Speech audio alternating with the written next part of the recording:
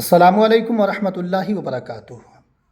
साथियों, जैसा कि आपको मालूम है कि अभी देश के अलग अलग राज्यों में एसआईआर हो रहा है। आज हम एसआईआर फॉर्म के बारे में जानेंगे कि एसआईआर फॉर्म को कैसे भरना है।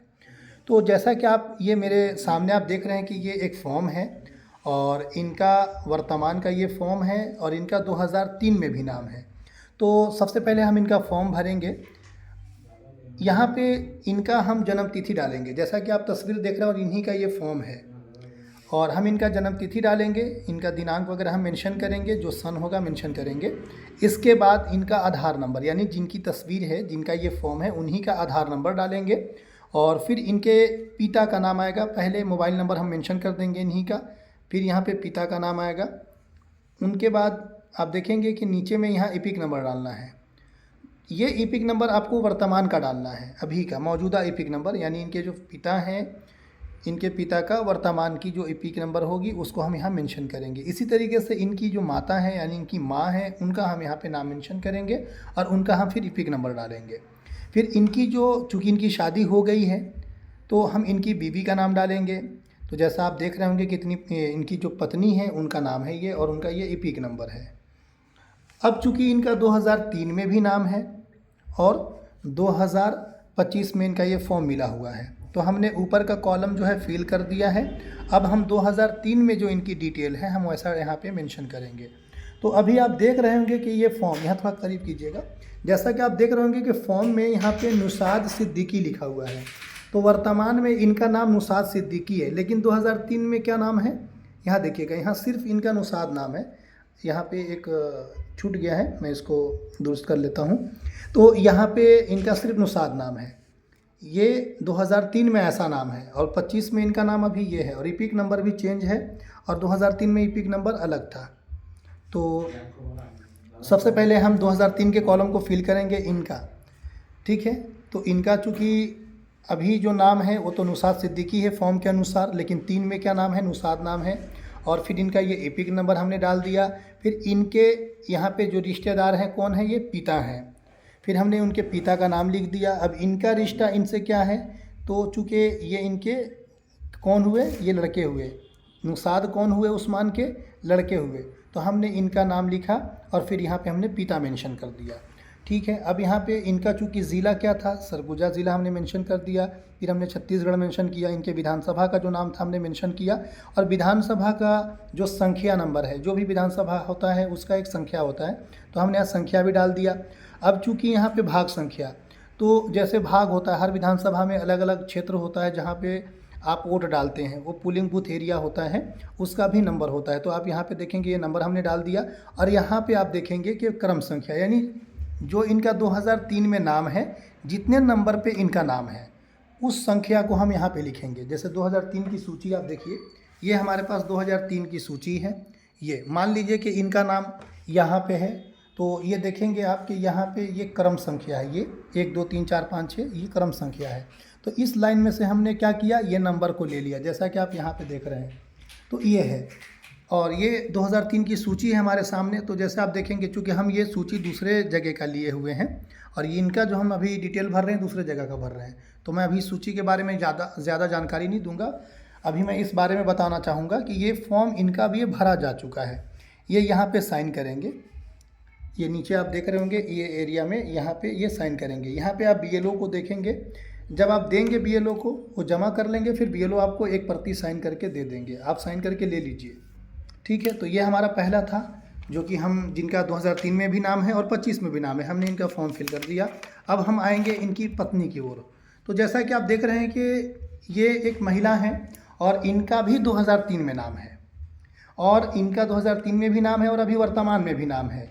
तो जैसा आप देख रहे हैं कि इनका ये तस्वीर है, और इन्हीं का हम फॉर्म ले करके इनकी डिटेल भरेंगे। तो सबसे पहले हम इनकी जन्म तिथि को मेंशन करेंगे, यानी यहाँ पे जन्म तिथि हमने डाल दिया, फिर इनका आधार नंबर हमने डाल दिया, फिर इनका मोबाइल नंबर हमने मेंशन कर दिया, फिर इनके जो पिता हैं उनका यहाँ नाम लिखेंगे। अभी हम लिख रहे हैं, तो चूँकि अभी इसमें हमने मेंशन नहीं किया है, समझाने के लिए मैं आपको बता दूं कि यहाँ पे इनके पिता का नाम डालेंगे, फिर यहाँ पे उनके पिता का वर्तमान एपिक नंबर, यानी अभी का एपिक नंबर जो मौजूद होगा तो डालेंगे, नहीं है तो छोड़ देना है। फिर इनके माता का हम नाम यहाँ पे डालेंगे और इनके माता का इपिक नंबर डालेंगे। अब चूँकि इनकी भी शादी हो गई है, उनके जो हस्बैंड हैं, जो इनके पति हैं, उनका हमने नाम यहाँ डाल दिया है। फिर ये कॉलम फिल हो गया। अब हमको क्या करना है, चूँकि इनका 2003 में भी नाम है तो हम यहाँ पर आएंगे। 2003 में इनका हूबहू ऐसा नाम है। देखिए अभी जब आप देखेंगे तो इनके जो फॉर्म है, फॉर्म में भी सही नाम है और 2003 में भी लगभग वैसे ही है। कुछ एक वर्ड है इसमें थोड़ा आप देखेंगे कि अलग है। समझाना मकसद मेरा ये है कि अगर 2003 में यदि आपका नाम गलत हो, स्पेलिंग मिस्टेक हो, तो गलत ही भरना है, उसको दुरुस्त नहीं करना है। वैसे जैसे उसमें लिखा है वैसे ही भरना है। और वर्तमान में जो है वो तो ठीक है, ऑलरेडी आपका प्रिंटेड फॉर्म है ये। तो हमने सबसे पहले इनका नाम डाल दिया। इपिक नंबर नहीं था तो हमने खाली छोड़ दिया। है तो डालना है, नहीं है तो छोड़ देना है। बहुत से ऐसे 2003 की सूची है कि उनके इपिक नंबर हैं और किसी के नहीं है, तो इस कॉलम को यहाँ पे ध्यान दीजिएगा, यहाँ पे हमको खाली रखना है, नहीं भरना है कुछ। फिर इनके हस्बैंड का हमने नाम लिखा। चूँकि इनके 2003 में किनका नाम था, इनके पति का नाम था। अगर यहाँ पिता का नाम होता तो रिश्ता में पिता आता, और यहाँ जैसा कि हमने पति लिखा है। क्यों? चूँकि इनकी जो शादी हुई है इनसे हुई है और इनका भी 2003 में नाम है और इनका भी नाम है, और इनके नाम के आगे पिता के जगह पे पति का नाम है। तो यहाँ पे हमने क्या लिखा है, रिश्तेदार में इनके पति का नाम लिखा है और रिश्ता में हमने पति डाल दिया है। फिर जिला आएगा, फिर राज्य आएगा, फिर विधानसभा आ जाएगा, फिर विधानसभा की संख्या आएगी, फिर भाग संख्या, फिर इनका क्रम संख्या, यानी कि जितने नंबर पे इनका नाम है हम वो डाल देंगे। अब हम देखते हैं आगे। ये उनकी बच्ची है और मैं दिखाना चाहूँगा इस बारे में कि हमने, चूँकि इनका 2003 में नाम नहीं है, अब इनका 2003 में नाम नहीं है तो हमको करना क्या है। सबसे पहले आप स्टेप बाय स्टेप समझिए कि अब इनके लिए सबसे पहले हमको करना क्या होगा। हमने इनका फॉर्म लिया और इस फॉर्म में सबसे पहले हम इनका जन्म तिथि डालेंगे, फिर इनका आधार नंबर डालेंगे, फिर इनका हम मोबाइल नंबर डालेंगे, फिर इनके जो पिता हैं उनका हम यहाँ नाम लिखेंगे, वर्तमान का इपिक नंबर इनका, फिर इनकी माता का नाम यानी माँ का नाम डाल करके उनका वर्तमान का इपिक नंबर डालेंगे। इनकी यदि शादी हो गई है तो यहाँ पे शौहर का नाम डालेंगे यानी पति का नाम डालेंगे, उनका इपिक नंबर। शादी नहीं हुई है इनकी तो ये कॉलम खाली रहेगा।